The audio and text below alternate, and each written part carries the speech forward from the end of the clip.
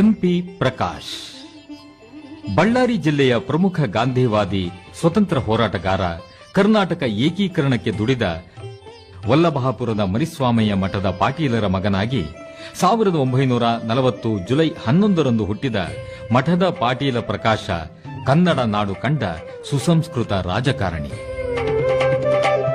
ತಮ್ಮ ಅಧಿಕಾರಾವಧಿಯಲ್ಲಿ ಸಾರಿಗೆ, ಕಾರ್ಮಿಕ, ಕೃಷಿ, ಕನ್ನಡ ಸಂಸ್ಕೃತಿ, ವಾರ್ತಾ ಮತ್ತು ಪ್ರವಾಸೋದ್ಯಮ, ಉಪಮುಖ್ಯಮಂತ್ರಿ, ಗೃಹ, ಕಾನೂನು, ಸಂಸದೀಯ ವ್ಯವಹಾರಗಳ ಖಾತೆಗಳನ್ನು ನಿಭಾಯಿಸಿದ್ದಾರೆ.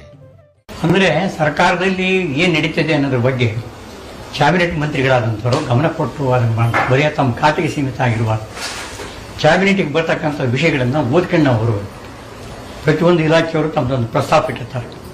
ಆ ಪ್ರಸ್ತಾಪಕ್ಕೆ ಎಷ್ಟು ದುಡ್ಡು ಬೇಕು, ಎದಕ್ಕಾಗಿ ಮಾಡ್ತೀವಿ, ಏನು ಕಥೆ ಅಂತ ಇರುತ್ತೆ. ಭಾಳ ಜನ ಏನು ಮಾಡ್ತಾರೆ, ತಮ್ಮ ಖಾತೆಗೆ ಸಂಬಂಧಪಟ್ಟದ್ದು ಓದ್ಕೊಂಡು ಮಾತ್ರ ಬರ್ತಾರೆ, ಉಳಿದದ್ದನ್ನು ನೋಡೋದಿಲ್ಲ.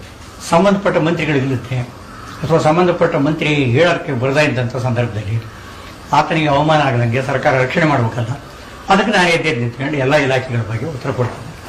ಎಷ್ಟೋ ಸಲ ಸಮಯಕ್ಕೆ ಸರಿಯಾಗಿ ಮಂತ್ರಿಗಳು ಬರ್ತದಿಲ್ಲ, ಅವ್ರಿಗೆ